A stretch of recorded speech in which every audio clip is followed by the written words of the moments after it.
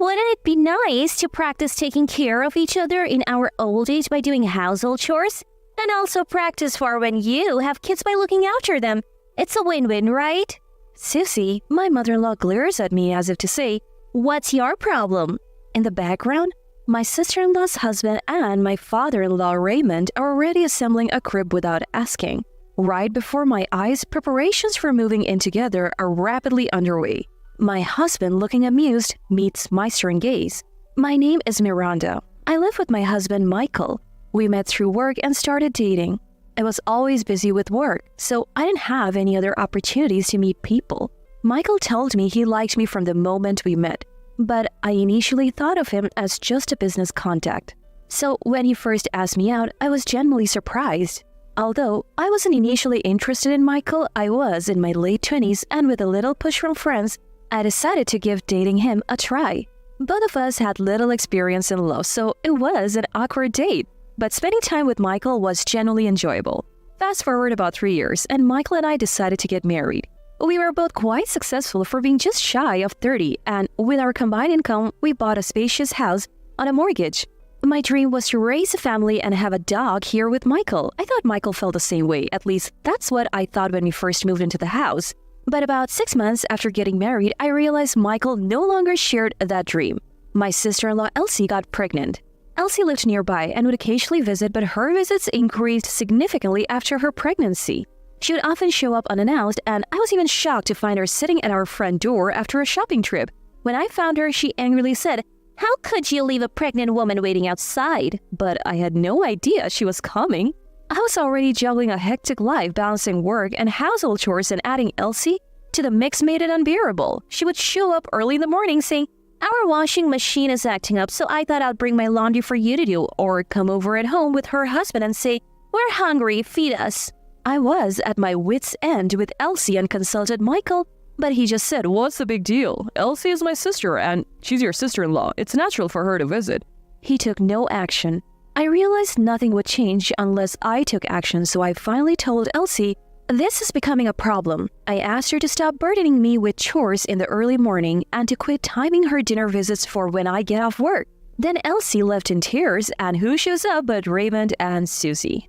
We live near my in-laws because Michael suggested it would be convenient for when we have kids. That decision backfired as Raymond and Susie came over for what seemed like retaliation for how Elsie was treated. I was made to sit on the floor and was berated for being a terrible woman. I already knew these two didn't like me much.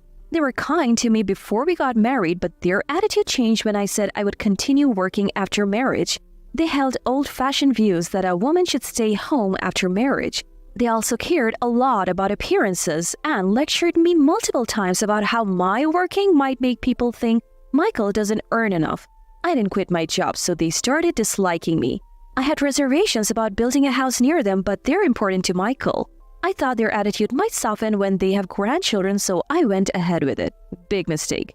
They scolded me for over an hour, saying it was terrible not to help Elsie, who's pregnant. "What if something happens to the baby?" they said, and then demanded drinks when they were tired from their lecture.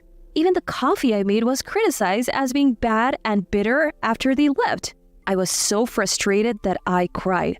I even told Michael, "If Raymond and Susie are going to be involved, I want a divorce." Michael was shocked by the word divorce, but seeing me cry, he comforted me saying, "I didn't know you were feeling so cornered." He promised to talk to his parents, and a week later, Elsie's baby was born. It was a cute girl, and both Michael and I melted when we saw the pictures. A week later, when I was idly thinking about wanting a child with Michael, Elsie showed up at our house, and she didn't come alone. She brought her husband, Raymond, and Susie, cheerfully announcing, "We're here." As I stood confused, Elsie's husband walked in carrying large bags and said, "We'll be counting on you from today." What? I was confused, but Elsie's husband and Raymond were carrying a lot of luggage into our house from the car they had parked in front of our house. What's going on? When I asked Susie, who was sorting through the items in the entranceway, what was going on, she snapped at me, "Why don't you help out? You're so clueless." Still not understanding, I went to the living room, followed by Raymond and Elsie's husband carrying something large. Elsie directed them to place it near the living room window. What they pulled out of the box was a crib. "Michael, what's going on? What is this?" "It's a surprise." A surprise? Look, Miranda, you've been having a hard time with Dad and Mom, right? I thought if we all lived together, you would see how great they are and get along. What are you talking about? I frowned at Michael's behavior. Michael was still smiling, thinking he had done something good for me. As I took a deep breath to complain, Elsie, holding her baby, glared at me and said, What's your problem? We're family. There's no issue with us living together. So as family, Elsie will help with the household chores like I do? Of course not. I have a baby to take care of and I just gave birth a week ago. You really need to think before you speak. That's right. Besides, this living arrangement is also for your own benefit, Miranda. Before Susie knew it, she had wandered into the living room and seemed to have heard what Elsie was saying. Agreeing to Elsie's baffling remarks, Susie started to say even more incomprehensible things. Miranda, we'll have to take care of each other in our old age, and if a child comes along, we'll naturally have to raise it. That's why we agreed to Michael's suggestion to live together as practice for all that. What? So we'll practice taking care of the house for our future and also practice childcare for when you have kids. Isn't that great? No matter how many times I heard it, the response would likely be the same. I was stunned for a moment, then shot Michael the root cause of this mess a piercing glare. Michael just smiled and said, Miranda must be happy too, right? I felt a chill thinking that this man might not understand his wife's feelings or anyone else's. For that matter, he must have noticed my displeasure. Suddenly, Michael's mood soured, realizing his surprise had failed. What's the matter? You don't like it? Well, Dad, Mom, and Elsie have all decided to live here. If you don't like it, you can leave. I couldn't take it anymore. I quietly headed to the bedroom and grabbed the divorce papers I had hidden in the bedside drawer. I had prepared these papers when I previously discussed issues with Michael. I never thought I would actually use them, but their time has come. I returned to the living room and handed Michael the divorce papers. I'm leaving.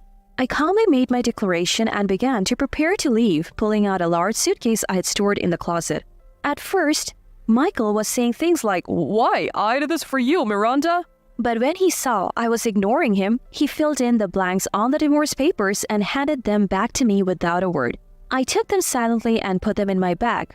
While I was packing, Raymond, Susie, and Elsie mocked me, saying, Did Michael dump you? But the truth is, I'm the one who's leaving him. The ones who would be in trouble once I left were definitely Michael and his family. Convinced of this, I packed everything I needed into my suitcase and took refuge at a friend's house for a while. I couldn't impose on my friend forever, so I immediately started looking for a new place to live. I found a promising place near my work, and it took about a month to move out. During that time, there was no contact from Michael. I didn't care, as it was only natural since we were divorced. But just as I had finished moving, I got a call from Michael. When I picked up the phone, thinking Michael might have forgotten something, he blurted out, Help me. According to Michael, things at his home had gone from bad to worse. The constant crying of a baby had left everyone sleep-deprived, and fights were breaking out due to the tension. Michael and his family all disliked and were bad at housework, leading to more arguments about who should do what. As a result, chores piled up, garbage and dirty dishes accumulated, and flies began to infest the house. Moreover, Michael admitted he hadn't thought about finances and was now in a tight spot. I can't pay off the mortgage on my own. The only ones working in Michael's household were Michael and Elsie's husband. But soon after moving in, Elsie and her husband had a huge fight, leading to their divorce and departure. Just like us, as a result, Michael was left to pay the mortgage originally intended to be split between the two of us. Supporting Raymond, Susie, Elsie, and Elsie's baby while paying off the mortgage would be tough. I was surprised to hear about Elsie's husband leaving, but I had always known Michael would eventually struggle with the mortgage. Still, I couldn't forgive Michael for unilaterally deciding to live together and telling me to leave if I didn't like it. Where are you now? Things are really bad here. Dad and Mom are getting sick and Elsie isn't helping with anything. She even takes money from my wallet. Do you think calling me back will solve your problems? I don't understand why you think my return would fix anything. You're not just trying to use me as a housekeeper to lighten your load, are you? When I said this sarcastically, Michael fell silent. I wanted to live happily with you in that house. You're the one who ruined it. I don't need to see it to know you're struggling. With parents and a sister like that, it must be tough. But you chose this, so you'll have to deal with it. Dad, Mom, and Elsie are more than just selfish. It's fine. You said it yourself. Living together might make everyone get along. Michael had decided to move in together as a surprise to make me, Raymond, Susie, and Elsie get along. When I reminded him of this, he hesitated and said, Well, "Anyway, we're divorced now, so it's none of my business. Good luck with the housework for your future caregiving and the childcare practice for when you have a new wife and kids." With that, I hung up and blocked Michael's number. I later heard about what happened to Michael and his family from a friend who had supported me during our marriage and provided a refuge during our divorce. This friend worked with Michael and had grown up in the same town, so they were in the loop. Michael continued to live in the house we had built, but the neighbors had a poor opinion of him. The constant crying of the baby and the insect-infested garbage-filled house had earned him their disdain. Raymond and Susie were in poor health, frequently going in and out of the hospital. Michael was taking care of them while also raising Elsie's child. Elsie apparently found a new boyfriend and left the house, neglecting her own child in the process. When she returned, she was pregnant, and it turned out her new lover was already married. Even Michael couldn't contain his anger at Elsie and kicked her out of the house. Elsie, who had been financially supporting her new boyfriend, was now in debt and working a demanding job that provided lodging just to make ends meet. While I was shocked at how far Michael's household had fallen, it felt like poetic justice. As for me, I also found a new love. But my boyfriend is a single man, not a married one. He's gentle and kind, and his occasional endearing blunders make him all the more lovable. He doesn't mind that I've been divorced and is willing to consider marriage at a pace that suits me, given my previous fears about it. So we decided to live together first and are now cohabiting in a new apartment. His parents are incredibly kind and have already decided to move into a care facility when they're older, so as not to be a burden on us. Our wish is not to trouble our children. If you and Miranda focus on your own happiness, that's all we could ask for," said my new mother-in-law, Sandra. Her words were so wonderful, I wished I could share them with Michael and his family. Recently, my boyfriend proposed to me and we plan to get married in a few months. This time, I truly believe this marriage will lead to my happiness.